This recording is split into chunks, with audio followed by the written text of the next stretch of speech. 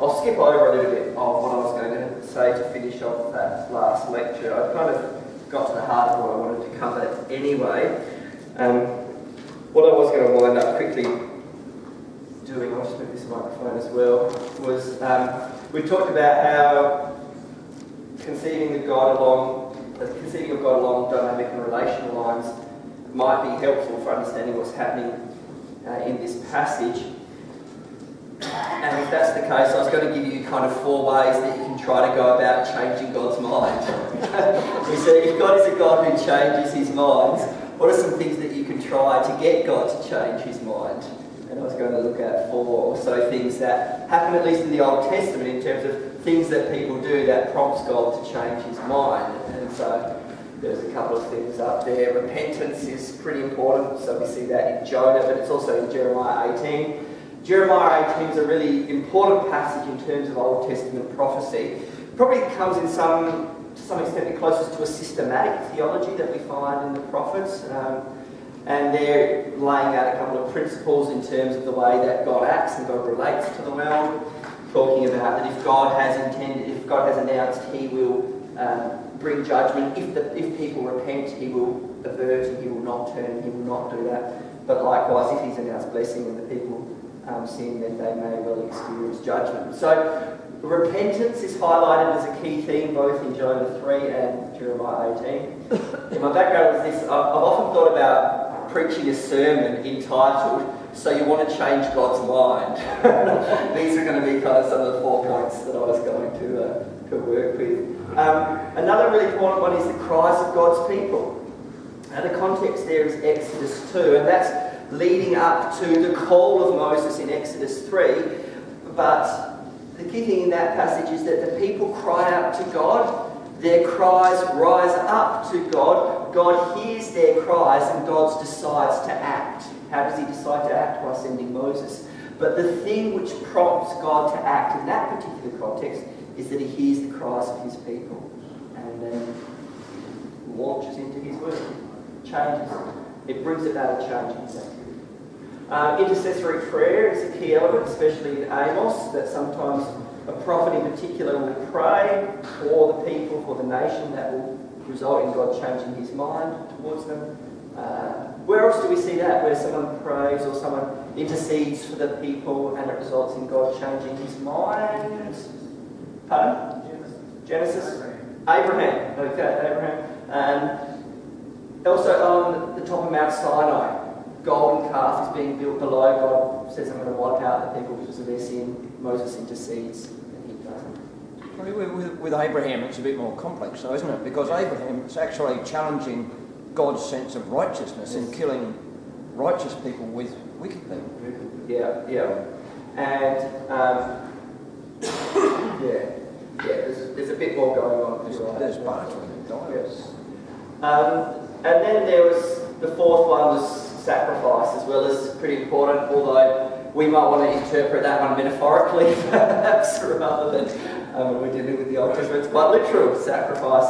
One example there I've got from 2 Samuel 24:25, which is where David has taken a census of the people. The Lord's not too happy with that, and the Lord sends a plague.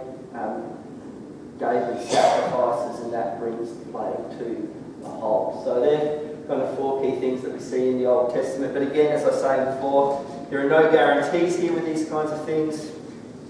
Sometimes it prompts God to change, but other times it doesn't. Okay, Jonah 4. We arrive at the final chapter in the book. Now for the second half of chapter 3, so kind of beginning in verse 6, Jonah has been absent from the scene. Instead, the narrator has been focusing on the actions of the king of Nineveh. We hear about his various activities and his speech in verses 6 to 9. And then we hear about God's response in verse 10. But the focus has been off Jonah. It's been on the citizens of Nineveh. It's been on the king. It's been on God. Jonah dramatically and suddenly reappears at the start of chapter 4. And I want to focus in this lecture on Jonah's response, Jonah's reaction to the events of chapter 4, and in particular the repentance and the forgiveness of the Ninevites. If you've got the text in front of you, what is Jonah's initial response to what God has done? Displeased and very angry. So the first response is that Jonah gets angry. Okay, Jonah gets angry. This is stated in no uncertain terms. But this was very displeasing to Jonah, and he became angry. The Hebrew construction is quite emphatic. It says, this was evil to Jonah, a great evil. Okay, and he became angry. And so Jonah does the natural thing. He throws his hands in the air and says, God's will be done. No, he gets angry. Quick discussion with the person next to you to get things underway. Why do you think Jonah gets angry now? What's your take on the causes or the source of his anger?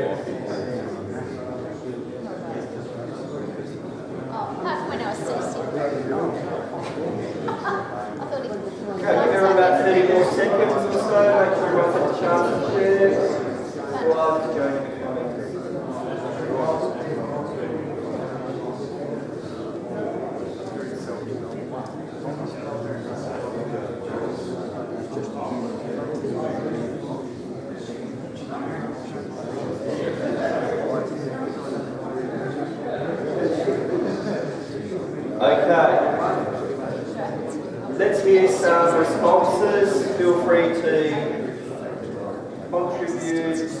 I'm happy to identify people or... Yep.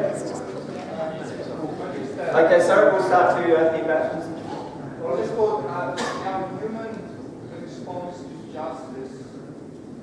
Sometimes, like he wants justice. Okay.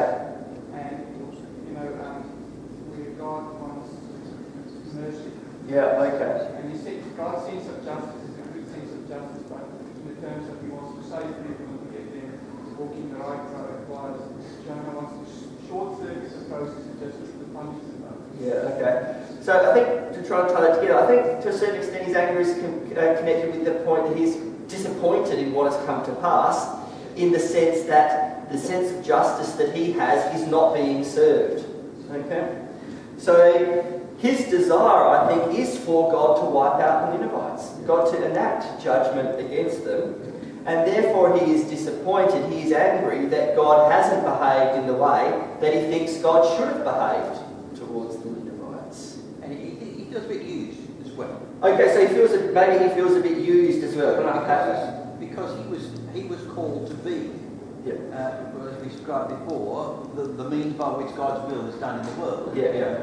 This is the way God operates. So if you send me off to declare this message and it doesn't happen.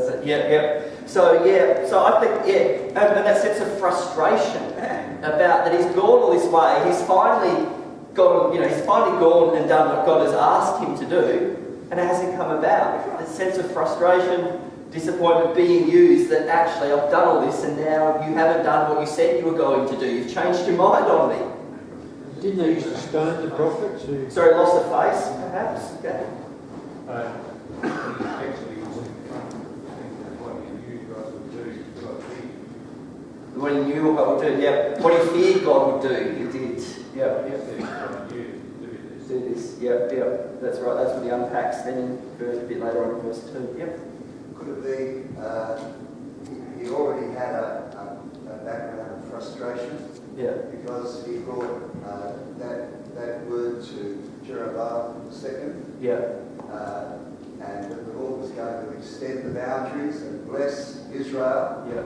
And he thought, well, that's how we'll get the blessings back. The king will change his mind and we'll be right again. But the king got worse. This doesn't work with God blesses people. And now he's going to bless Nineveh. So where does that leave us? If his non-negotiable agenda is we want to be blessed, and now he's blessing Nineveh, and we know what they're like. What's going to be the consequences for us? He has spared, and so there may be some fear, he has spared our enemies. Okay? These Assyrians, these warmongering people, they have been spared. Now what's going to happen to my people? What's going to be the consequences for Israel if there is a spared and renewed Assyria? It's really just seen the unfair nature of grace, hasn't it? Yes. It's scandalous. It's scandalous. That God could have mercy on. That's right. So he's been confronted by the scandalous nature of grace, which clashes with his view of justice, and therefore that leaves him angry, frustrated, and upset. The reason why I asked that question, and the reason why I think it's important to reflect on that question, why does Jonah get angry, is because I think it's very easy for us to sit outside the text and to sit in judgment on Jonah and to say, stupid Jonah, why weren't you getting on board with what God was doing? Why couldn't you just embrace it? Because I think there's good reason for why. There's a good explanation for why Jonah is getting upset. He is frustrated with God. He is disappointed with God. He is scared with what God is doing. And so I think rather than standing in judgment against Jonah, we perhaps need to have a degree of sympathy towards Jonah, because his response is actually very real. And it's in fact probably our response sometimes as well, if we are perhaps courageous enough to admit it. I mean, do you get a little frustrated? Do you get upset when you're working and preaching all appears to be in vain? When you feel like it's having no effect whatsoever? Don't you get angry when God doesn't behave in the way that you think he should behave? I know I sometimes do. Don't you get angry when your hopes are dashed? You wanted the Ninevites to be destroyed. No, that's not hopes that we have, but I'm trying to draw a parallel here. Maybe we Just Port Adelaide. Yeah, just Port Adelaide. But don't you get angry when your hopes are dashed? Upset, disappointment, frustration, anger. I think those are actually reasonably common responses. I think we've got to be careful in simply standing in judgment on Jonah, because these are sometimes our responses as well. We are more like Jonah than I think we might at first recognise. And so how does the Lord respond? Well, I think it's helpful to begin by looking at some ways in which the Lord doesn't respond. Okay? He does not respond by condemning Jonah's anger. Okay? He doesn't say, your anger is wrong, you shouldn't be angry. Okay. There is no sense that the anger, in and of itself, is necessarily a bad thing.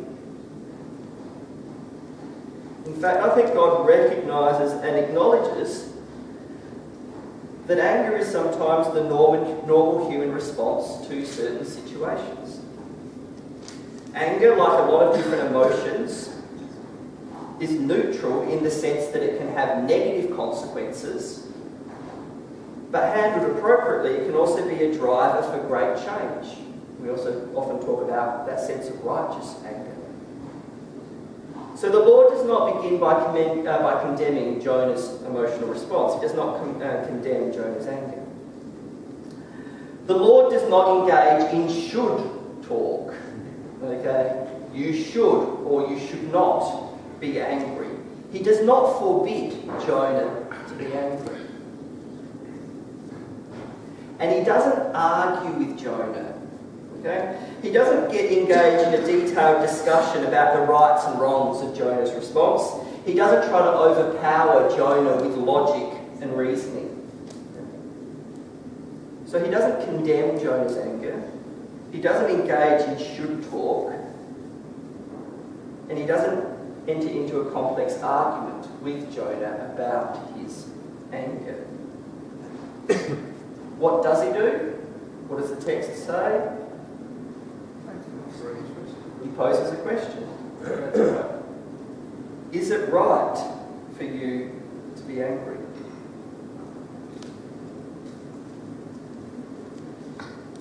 In so doing, the Lord is inviting Jonah to reflect on the cause and the value of his anger.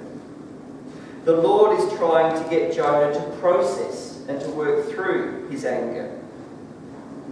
While there may not necessarily be anything wrong with Jonah's anger, the Lord is hoping that Jonah will not continue to remain angry, that he'll be able to move beyond the impasse of anger. But the Lord does not respond by condemning, engaging in should talk or arguing. He responds by posing a question, inviting Jonah to process and to work through his anger. I think there are some interesting points in that in terms of how we respond to anger and angry situations in our lives. So that's the first of Jonah's response. He gets angry. What's his second response? Goes outside the city and waits for it. Okay, before we get there, verse 1, but this was very displeasing to Jonah and he became angry. His next response? He prays to the Lord. Prayer to me is such pious language. Jonah sits down, closes his eyes, holds his hands together and prays to God. Okay? It's not the picture of what's happening here. Okay? Reality, Jonah is upset, he's angry, and he wants to let God know how angry he is with the situation. Okay. He complains, he quarrels, he argues with God, I think is a better way than simply saying he sits down and prays with God. Quarrelling with God is actually a time-honoured biblical practice. Can we think of any other examples of quarrelling with God? Every second psalm. Every second psalm. Okay. Every sermon has to be written. Every sermon has to be written. Psalm 7. It is entitled Wisdom. Job is essentially an extended quarrel between Job and his friends and God. Jeremiah. There's lots of quarrels there. Yeah. I'm jumping out of your expertise, but the wrestle with the Samaritan woman with the food and perhaps and the healing of her daughters, is there a wrestle there? Yeah. I'll leave Greg to answer that one. You got it, yeah. Moses on the top of Mount Sinai, another example of God engaging in Moses quarrelling, arguing, complaining to God. It's also a practice in which men and women in ministry engage frequently, or at least you should engage. We get a lot of practice in this because we are dealing with God in some way or other most of the the time, and God doesn't always behave the way we would expect him to, or we would like him to. And he's quite open to us telling him about that. So the basis for Jonah's quarrel is what? In verse 2. What is he so upset about? What is the basis for his argument? Pardon? I told you so? Yeah. Pardon? Because God acted as God. It boils down to what's wrong with it? What's wrong with this whole situation? I told you so. It's your character is at fault. He's complaining about, or he's lamenting God's character. Let's read through verse 2. "O Lord, is not this what I said while I was still in my own country? I knew this was going to come about.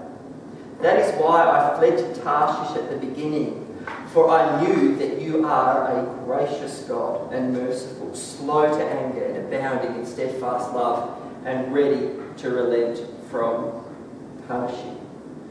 What's Jonah's problem? What's his problem with God?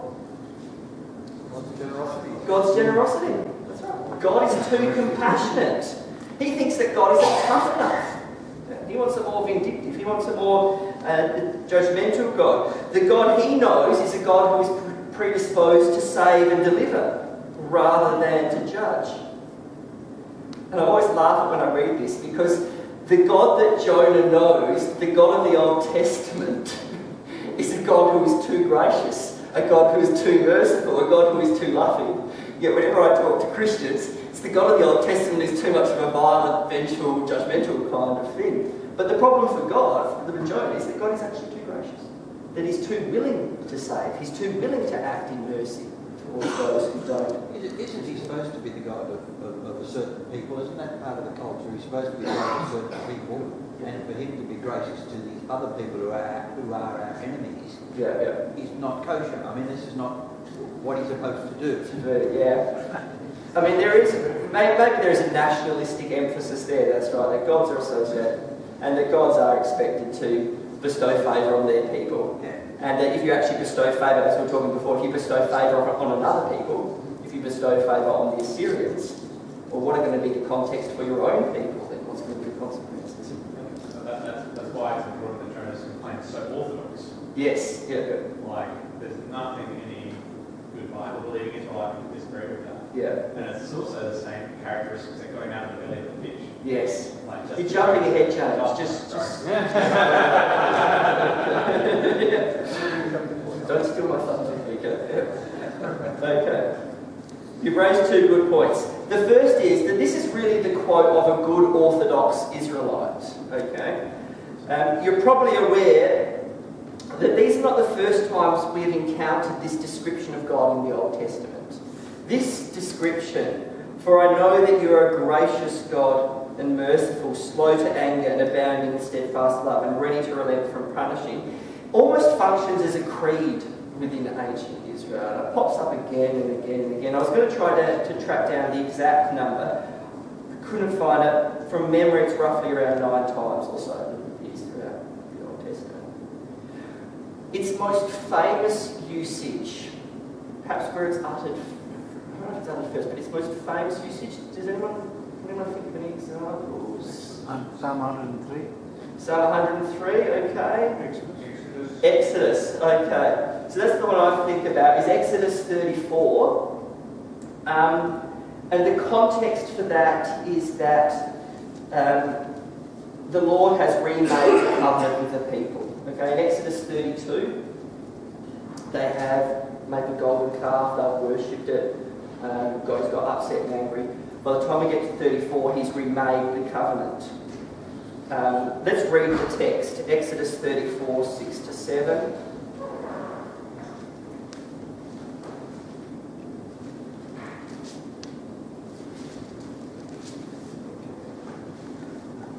So the heading in my Bible is Moses makes new tablets. He's renewing the covenant between the Lord and the people.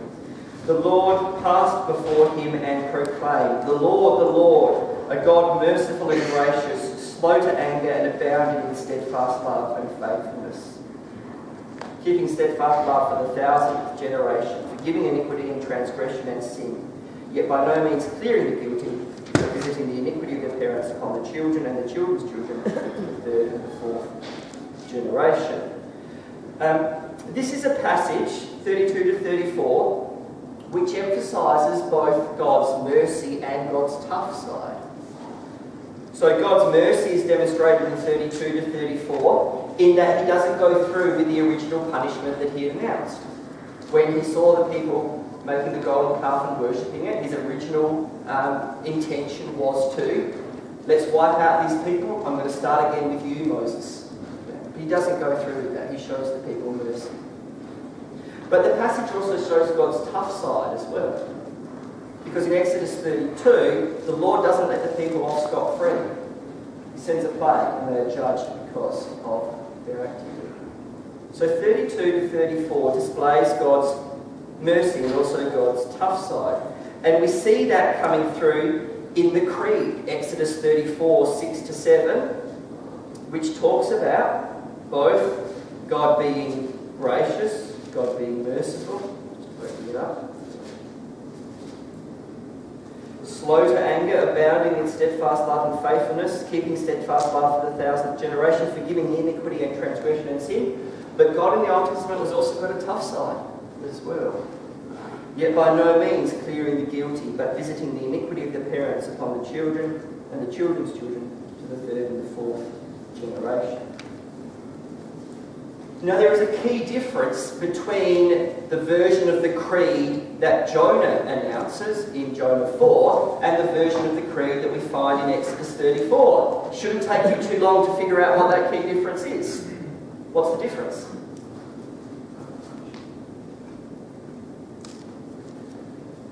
Is there any reference to God's tough side in Jonah 4? No. He's really only citing the first half of the creed. Okay. For I know that you are a gracious God and merciful, slow to anger and abounding in steadfast love, and ready to relent from punishing. He's only quoting from that first half. He doesn't talk about a God who is willing to judge iniquity as well. So Jonah is selective in the way he recites God's character, focusing on his attributes of mercy. Jonah omits the punitive language about God bringing punishment, God judging sin. And so his selectivity is designed to emphasise the gracious disposition that characters Yahweh and downplays the element of divine justice.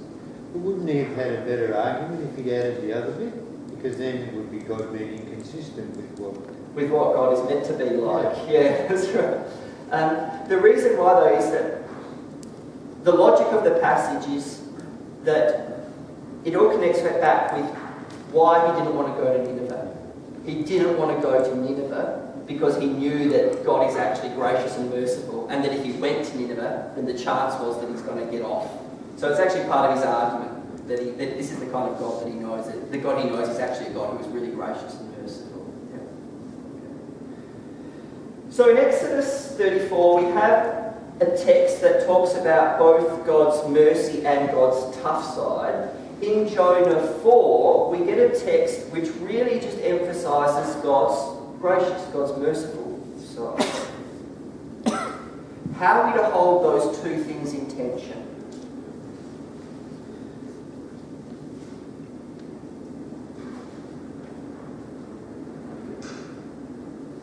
One of my favourite Old Testament scholars is a guy called John Goldingay. Has anyone read anything from John? Are we familiar with John at all? Okay, some of us are. John's the key Old Testament professor at Fuller Theological Seminary.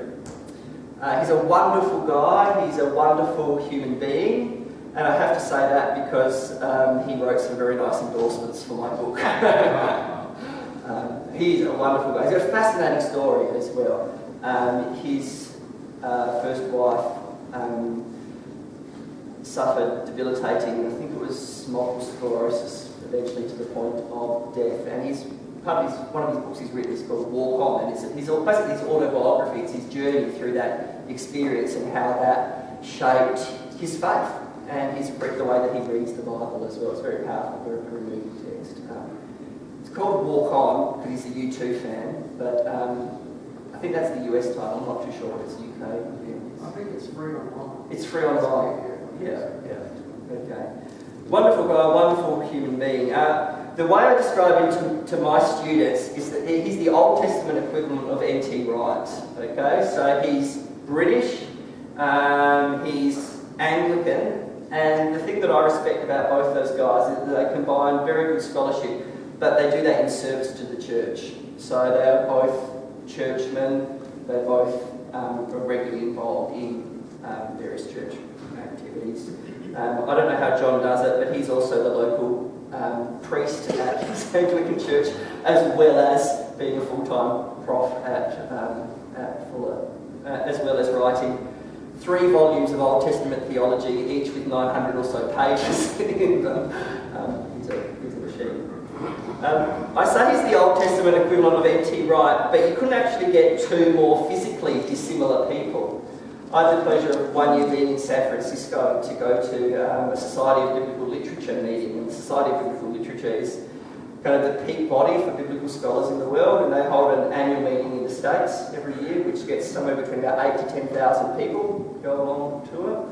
And I was set up a meeting to catch up with John Goldingay, and I was walking towards the table where I saw John was sitting. This was within a cafe, within a hotel, and I was going past the elevator, which took people up to their rooms in the hotel, and Tom Wright was standing there, and you kind of got this impression that Tom is this really tall and rather large man, and John is small and short. But my thought as I walked past Tom was, that if this hotel goes down at the moment, the world is going to lose 3 of the world's best biblical scholars. Who's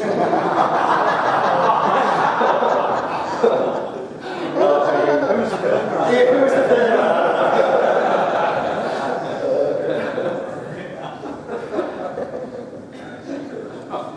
I've always found Goldingay's comments around this passage interesting. I'll try to summarise what's longer and a more detailed discussion of his. So how would you reconcile this notion that God has both a tough side and a gracious side to him? How would you understand this?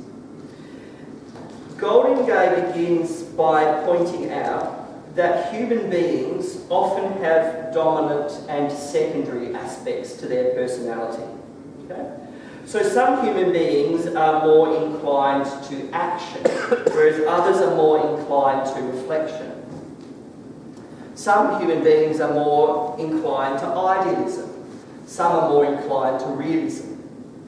Some are more inclined to firmness. Others are more inclined to flexibility. Others are more orientated to the present. Some are orientated to the future, or some are orientated to the past. Now, we might be inclined to think that it would be ideal to have each of these in balance within the individual, that there would be a good balance between idealism and realism, between action and reflection. But people are actually rarely like that. We tend to go towards one side rather than the other. And perhaps God prefers to achieve the balance by having within the body of Christ people who are more inclined to one or the other, that we don't get the balance within ourselves, we actually get the balance within the body of Christ, and that therefore encourages us to live together rather than being self-sufficient or living in isolation. That our cohesion actually comes through our unity, not because we ourselves have it together within ourselves. And so, whatever our dominant characteristics as individuals, so we'll either be predisposed to action or reflection, or we'll be predisposed to idealism or realism, we do have some capacity to summon up the correlative aspect, okay, if we're required to. In my own life, in my own being, okay, I'm probably more oriented to the present than I am to the future. Most of the time, I'm thinking or planning ahead, kind of a week at the max, what needs to be done. I'm not thinking long term. This is actually a great source of conflict with my wife. My wife sits at the other end of the spectrum, and she is very much oriented towards the future. This is manifested, for instance, when we go to Christmas lunches, and I am sitting there enjoying my Christmas lunch, and she and her family are planning what they're going to be doing for next Christmas lunch. Okay? We look at the world differently. Greg can testify how much I am oriented to the present rather than to the future, because I sent him an SMS at 10 o'clock last night asking if he could give me a lift here this morning. Okay? I am oriented to the present, not so much to the future. Okay? That's just how I work. However, I do have a capacity to sum it up if I need to be oriented to the future. Okay? So sometimes my role at table as head of the School of Ministry, Theology and Culture needs me to be more oriented to the future than I might normally be. So at the moment, for instance, we're having to go through and get the academic calendar organised for next year, which is 6 months ahead, which is much longer ahead than I'll ever normally think about a situation. Okay? But I do have, if I need be, I can summon up that capacity to be orientated towards the future, if I have to be. But we tend to have a dominant side complemented by a secondary side. Future, present, action, reflection, idealism, realism, firmness or flexibility. The Old Testament picture as a whole implies in this regard that God is like a human being. Perhaps this is linked with our being made in God's image, that we are like God and God is like us. It may be that God has some personality aspects in balance. At other point, though, there are dominant aspects to God's character and secondary aspects to his character. What I thought I'd do is I'd give you kind of it's a relatively extensive, but I couldn't say it any better than John does. One thing I really appreciate about John, again, is he's a fantastic scholar, but he actually writes in a way that normal people can understand.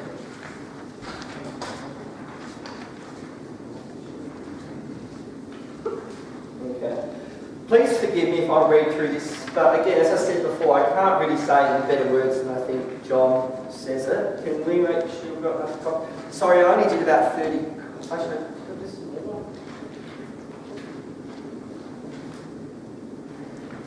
we can listen. You're going to read it all. Well, actually, can I just get... There's a bit here, so can I maybe have every second person just to have a copy? If we've got a couple of spares, if you can look on the person next to you, that would be good.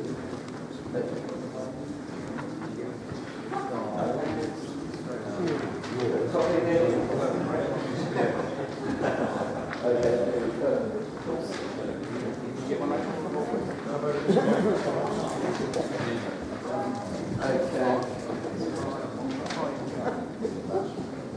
Front. So here John's reflecting on the witness of the Old Testament as a whole. The First Testament also makes clear that toughness and softness, or justice and mercy, do not in fact have an equal place in Yahweh's moral character. Yahweh can summon up the capacity to act tough from time to time, but this does not issue from the heart. Yahweh's dominant side is to be loving and merciful. First Testament study has difficulty in accepting that there is both a compassionate and a tough side to Yahweh. For the most part, First Testament study emphasises the positive side to Yahweh, leaving it to a minority from time to time to draw attention to the acts of Yahweh, the rough beast. We do not see how to bring these two together. In this we resemble ourselves as children in our attitude to our parents and in our attitude to ourselves. As small children, our instinct is to see our parents either as all good or as all bad. Either they do what we want and they are all good, or they fail to do what we want and act in ways that seem inexplicable, and they are all bad. Good and bad are thus not moral categories, but relational ones that point to what seems good or bad from the perspective of our desires and perceptions. Growing towards maturity involves coming to see that our parents are neither all good nor all bad, in that sense and in other senses. They are people in their own right with their own agendas and concerns, which include matters that are priorities to us, but which extend beyond those in ways we may not be able to understand. They are not all good or all bad in the way they approach our agenda, but a mixture. Growing towards maturity involves coming to a related realisation about ourselves, though here good and bad have more moral connotations. To see oneself as wholly good or wholly bad is a sign of immaturity or delusion. We too are not all bad or all good, but a mixture. Maturity involves coming to own that ambivalence in ourselves. Christians often expect God to be all good. In a moral sense, that is presumably true, but our perspective on God's goodness is often that of children in relation to their parents' goodness. A major theme in Yahweh's confrontation of Job is that Yahweh's agenda and concern for the whole world are much broader than involving merely what is good for Job or even for humanity as a whole. As far as we are concerned, God does good and bad things, and often we cannot see how the things that feel bad and look bad, the acts of the rough beast, can be the acts of one who is good. Living by trusting God involves coming to believe that they may be so. As with our parents, if we are lucky, the evidence is the fact that many of God's acts do look good. We then trust God for the others. The First Testament shows us that this need by no means exclude protesting about them, nor owning them by telling stories about them that do not at all pretend to explain them.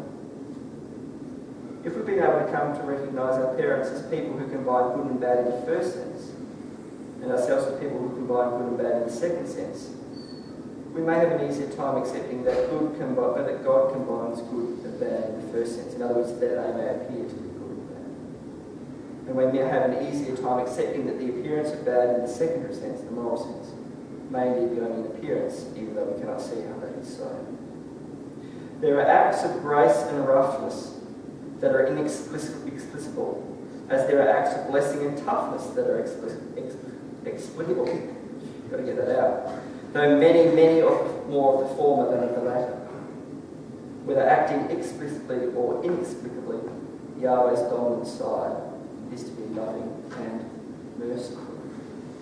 So his basic argument is there that yes, God combines both of these elements, but his fundamental character is loving and his mercy character. He can summon up the need to be tough if needs be, but that does not reflect his core character. Another much more simpler way of putting it is by Terry Fretheim up there. Terry's another great OT scholar. He's a Lutheran. We won't hold that against him. He says the essence of this Jonah's confession, so Jonah in chapter 4, is the affirmation of the priority of grace in all of God's dealings with his creatures. God's mercy and God's wrath are not equally important ways of speaking about God's relationship with his world. God's wrath issuing in judgment is clearly his foreign work.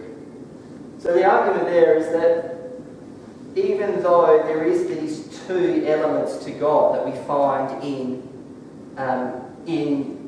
the Exodus 34 declaration, that even though God is gracious and merciful, he will act in judgment, that Jonah gets it right, that at the core of his identity, the God of the Old Testament is essentially a God who is gracious and merciful, a God who is capable of summoning up and needing to be tough and harsh at times, but who is essentially, his core identity is gracious and merciful. There's a Swiss theologian like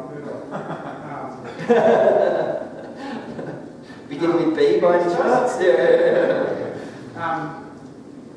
That it seems a little ritualistic to talk about these as either or. Yeah. That if we think of God as perfect, then both can be a perfect expression of his being. Yes, yeah. Therefore, the wrath of God becomes an expression of the love of God. Yeah. Yeah. But as humans, we struggle, especially as Western and lives as human beings, we struggle with that argument. Yes, yeah. I certainly think that does help sometimes, that sometimes what we perceive to be, to see God acting in wrath is in fact God acting in love towards us, and that we didn't realise it at the time, but and I would like it to be true. but God coming in and wiping out the Ninevites or whatever, I don't know. I don't dare stand against the man, but or David McGregor, but I think it's a good theory. I'm not 100% sold by it. Sometimes God does seem to act in ways that are wrathful and that I can't see necessarily loving dimension. Maybe that just reflects my human finitude. The cross is helpful. That I can't. The cross is helpful, isn't it? Yeah. That's God's perfect love and wrath and judgment and mercy together. Yeah. And when you see that, then you would understand not only the nature of God's love, but also His necessity to judge sinful humanity. So we actually get both of those things. Yeah. That's the perspective that we need to look through in order to see the Old Testament, and the perspective that God Himself has from before the foundation of the earth, upon which He deals with all of humanity throughout history in order to bring us to the goal that He has. So in that sense, none of that's taken Him by surprise, but as we come to understand who He is and what He's about, then we actually come into His will and worship Him for who He is, and we're free in Him. Yes, yeah. Well, certainly that's right. I mean, we need to appreciate the Old Testament and the light of the New Testament and see how God's love and wrath is manifested in both. It's also seen that the cross is not an afterthought here, even like we look back on it. Old Testament, they sort of look forward on it. What we find in the New Testament and right throughout Israel's history is that the cross actually stands before time. Yeah. And so God worked all these works throughout history with His Son and through His Son and by His Spirit to bring us to the goal that He set beforehand, and He did that through His Son. It was through the plan to have a holy people. I mean, that's our perspective. I just reflect on Jesus talking in Matthew 7, saying, "If you then be evil," so His conclusion is, as a human likes to be evil, know how to give good news to your children. How much more would your Father give you good things for those who ask you? So in his reflection, he's actually coming from a point where he knew our wickedness, in that sense that in that state he still knew how to be good things for your children, meaning to be the Father. Trying to explain the Father, humanity is the Father.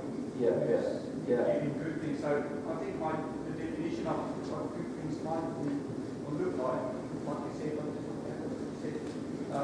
said, is not necessarily what we think is good.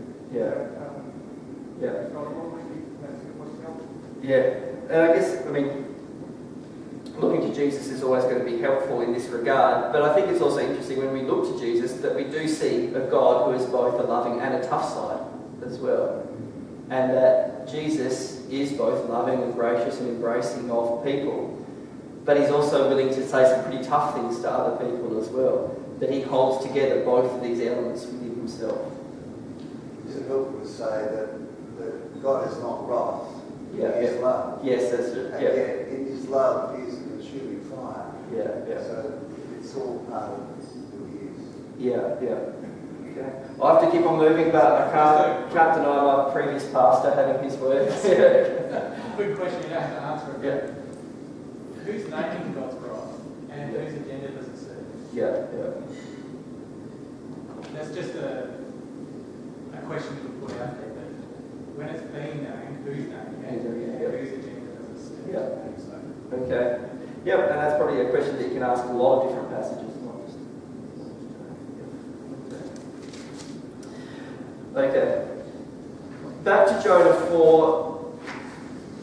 The key thing, though, just to finish up around that, is talking about God's gracious and God's wrathfulness. I hope you appreciated the irony in that, for I knew that you are a gracious God and merciful, slow to anger and abounding in steadfast love, and ready to relent from punishing. The irony is that for Jonah, this is actually a regretful feature. This is something that Jonah doesn't wish God was like. He actually doesn't wish that this was part of divine makeup. We've got to get that. Okay, now as we work through chapter 4, we're given further insight into why Jonah is angry. It's not just because God is gracious and merciful, although that ticks him off. Okay, he wishes God was harder. It's because of whom God directs his grace and mercy toward. That's another issue for Jonah. It's not because he directs his grace and mercy towards the nation or the prophet, but because he directs his grace and mercy towards the nation's enemies, the Assyrians of Nineveh. This is why I didn't want you to steal my point earlier on, James, and you were about to do it. Jonah doesn't seem to have a problem with God being gracious when he is a recipient of God's saving activity. Okay? So in verse 5, Jonah leaves the city of Nineveh. He settles to the east of the city. In verse 6, the Lord appointed a bush and made it come up over Jonah to give shade over his head, to save him from his discomfort. What is Jonah's response when he receives the grace and mercy of the Lord? It's great, thank you. So Jonah was very happy about the bush. Okay? When God's grace and mercy is extended towards him, he's very happy about the situation. It's only when God extends that same activity, that unmerited grace and favour towards the citizens of Nineveh, that he becomes angry. God's character hasn't changed throughout the book. It's remained the same. God works as the one who is gracious and willing to save. The difference is who's going to be the recipient of God's work. So there's a quote from Fretheim. Thus fundamental to the conflict between Jonah and God is the question of the object of God's actions of deliverance and destruction. When he is the recipient of deliverance, that's fine. When it's others, perhaps less deserving others, he gets angry. Fernando suggests that Jonah engages in theological racism. How could the Lord share his grace with the unlovely, with those who deserve to be punished? And so do we have images of those who do and do not deserve God's love? How do we respond when God shows grace to another, especially someone we don't think deserves this? Do we hear any resonances of a New Testament parable in this story? We have got God, the loving Father, willing to embrace and to save. We have Nineveh, a child who has gone awry but who has repented and come back. And we have Jonah, someone who is standing off to the side, who is upset about the grace and mercy that is being shown to Nineveh. The older brother. The older brother, that's right. In here we hear the story of the prodigal son in nous. Okay, we have Jesus, we have God, the loving Father. Nineveh is like the prodigal child, and Jonah is like the elder child who resents the merciful acts of the parent. Or the village that wouldn't welcome Jesus. Or the village that wouldn't welcome Jesus. And so just as the word of the story of the prodigal son is a caution and a rebuke to us, so should the story of Jonah be a caution and a rebuke to us. How willing are we to accept God's grace and mercy when it is shown to us?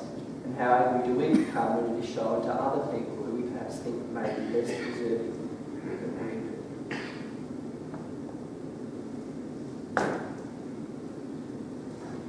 do? Okay. And so we encounter Jonah's third response to God's activity. His first response,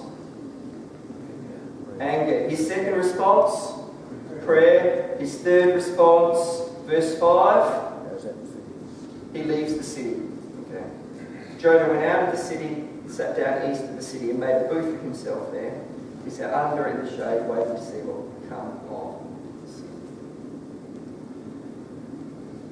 Jacques Ellul, in his book, The Judgment of Jonah, argues here that Jonah is guilty of betraying the people of Nineveh. And what he does is he draws a parallel between the experience of Jonah and Nineveh with the experience of Abraham and Sodom. Okay. In both situations, a sinful city is about to be destroyed. But Abraham, as God's servant, fights desperately to save it from condemnation. He prays to God 6 times. He does not isolate himself from the destiny of the city. He involves himself to the limit to save the city. This stands in sharp contrast to the actions of Jonah.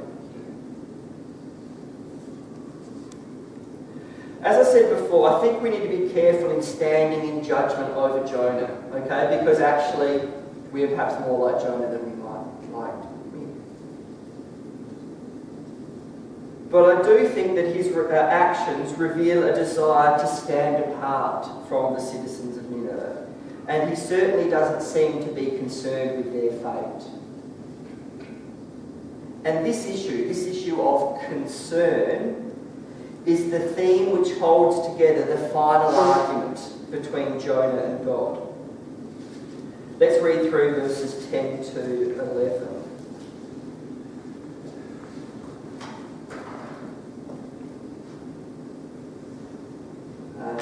God has created the bush for Jonah. Jonah's very happy. The bush has died. Jonah's got very upset with the bush perishing. But God said to Jonah, I'll go from verse 9, is it right for you to be angry about the bush? And he said, yes, angry enough to die. Then the Lord said, you are concerned about the bush, for which you did not labour, and which you did not grow. It came into being in the night, and it perished in the night. And should I not be concerned about Nineveh, that great city, in which there are more than 120,000 persons who do not know their right hand from their left, and also many animals? God's concerned about the animals as well.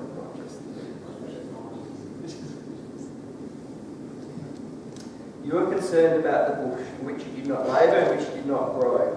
Should I not be concerned about Nineveh, that great city, in which there are more than 120,000 people? Here God is employing a Calva-Homer argument, Calva-Homer type of argument, which basically will translate as light and heavy. This is essentially a comparative type of argument. It asserts that what applies in a less important or a light case will certainly apply in a more important or a heavy case, hence light and heavy. Sometimes people talk about arguments from the lesser to the greater. If it applies in a lesser situation, it's going to apply in a greater situation. A key indicator that you're dealing with a Calva-Homer argument is often the presence of a phrase like, how much more? You know this, how much more? You know X, how much more Y? That how much more may be explicit or implicit, depending on the context. We find Calva-Homer arguments not only in the Old Testament, but also the New Testament as well. They're employed by Jesus, they're employed by Paul. It seems to be a common element within Jewish rhetoric.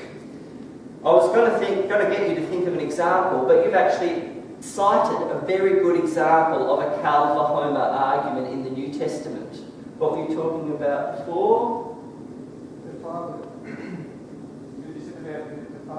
The gifts. Yeah. So it comes out, Matthew 7:11 is one version. If you then, who are evil, know how to give good gifts to your children, the light case, if you know this, how much more will your Father in heaven give good things to those who ask him? That's the heavy, the light and the heavy, the small, the large. If you then who are evil know how to give good gifts to your children, how much more will your Father in heaven give good things to those who ask him?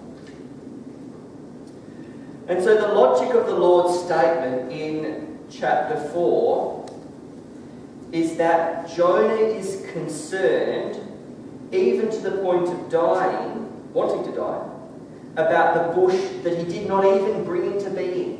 That is the light element. You are concerned about something so insignificant, which leads into the heavy, the greater consideration. If that's the way that you are about a bush which you didn't even bring into being, how much more is God going to be concerned about the citizens of Nineveh and the animals that he has created? How much more? And so the Lord is concerned about everything that is brought into being, and therefore he decides not to enact his judgment. The Hebrew word translated concern here connotes the attitude or emotion of sympathy that expresses itself in gracious action towards another. I don't actually like the translation concern, okay, because it doesn't really work perhaps on two levels. The English word concern, I think, is insufficient for two reasons in terms of conveying the underlying Hebrew. The first thing is that the underlying Hebrew is stronger than the English in that it implies action. Okay, if God is concerned about it, that implies that he's going to do something about it. Okay? That's not necessarily the case in English. Okay? I may be concerned about something on kind of an intellectual level, but that doesn't necessarily imply that I'm going to automatically go out and do something about it. I'm going to get myself in massive trouble here, and I repent now and I ask for your forgiveness. But I am, on one level, concerned about the issue of climate change, but that hasn't led me to go out and do X, Y, Z, whatever, okay? It hasn't... I'm getting myself in so much trouble. We're only one car. I can't say I've gone out and bought a second car. But, you know, there are some things that we can be concerned about, we're worried about on a certain level, but that doesn't necessarily imply action. Okay?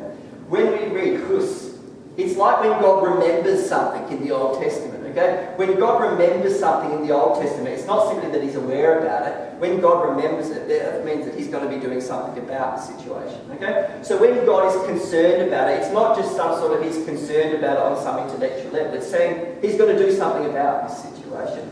Or in fact, he's not going to do something about the situation. He's not going to enact judgment.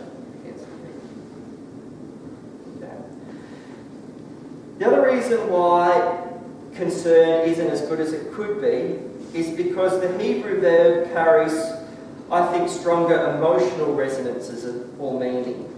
So again, I can be concerned about global warming, but this concern doesn't emotionally impact me to a great extent. I'm not...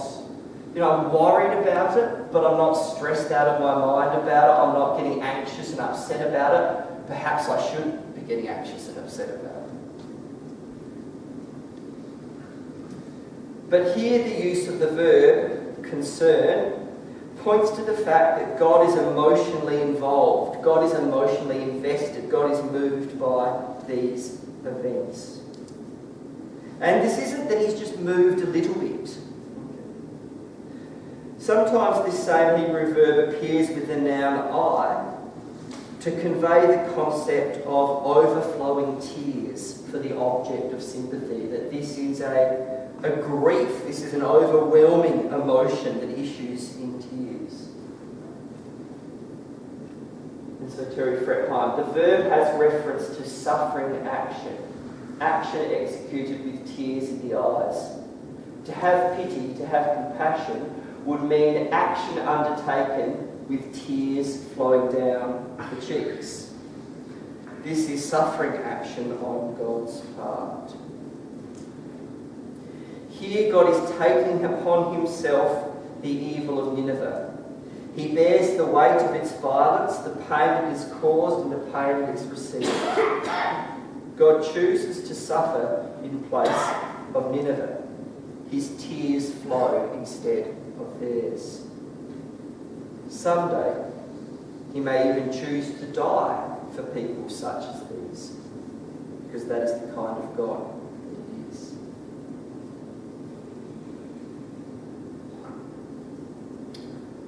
So to conclude, I'm going to go back to Peterson.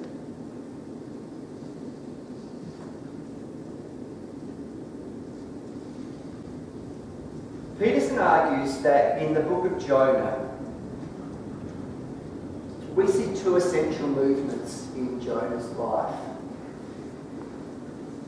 In the first two chapters, we see Jonah disobedient. In the second two, chapters 3 and 4, we see Jonah obedient. The thing is, Jonah obedient is actually far less attractive than Jonah disobedient. Okay? Jonah obedient is actually far less attractive than Jonah disobedient. When he was disobedient and the storm was coming, he at least had compassion on the sailors and said, I am at fault, throw me over the side, the storm will calm down and everything will be all right. He had compassion towards the sailors. In his obedience, however, he has no compassion towards Nineveh. He only has contempt for the citizens. So Peterson points out that this should serve as a warning to us. When we are being obedient and successful pastors, we are in far more danger than we are being when we are disobedient and runaway pastors. Because it is this time that we become subject to pride, we become subject to hubris and pastoral insensitivity, where we can so easily end up substituting our own will and plans for the will and desire of God. But there is one final note of grace, for there is a happy ending to Jonah's story. The wonderful, gracious surprise here is that in both movements of Jonah's life, whether in obedience or disobedience, God uses Jonah to save people. Whether Jonah is obedient, whether he is disobedient, he uses Jonah to save people.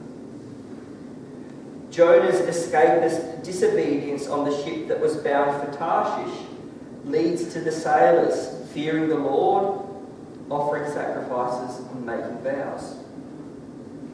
His escapist disobedience leads to the salvation of the saved. Jonah's angry obedience is instrumental in the salvation of the Ninevites. Whether he is disobedient or obedient, God uses him as his instrument. So let me conclude by quoting from Peterson. We never do get a picture of the kind of pastor we want to be in this story, but only of the kind of pastor we in fact are.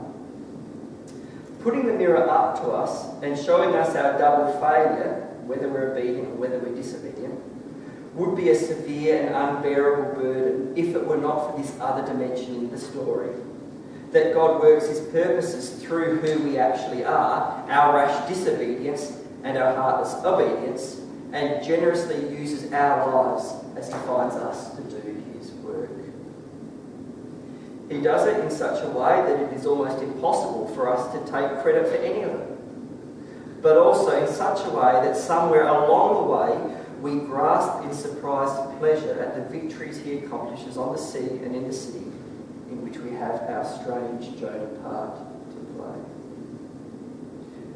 I pray that as you go out from this place, as you return to the various ministries to which God has called you, you will have a renewed vision of the strange Jonah part that you have to play in the amazing work that God is doing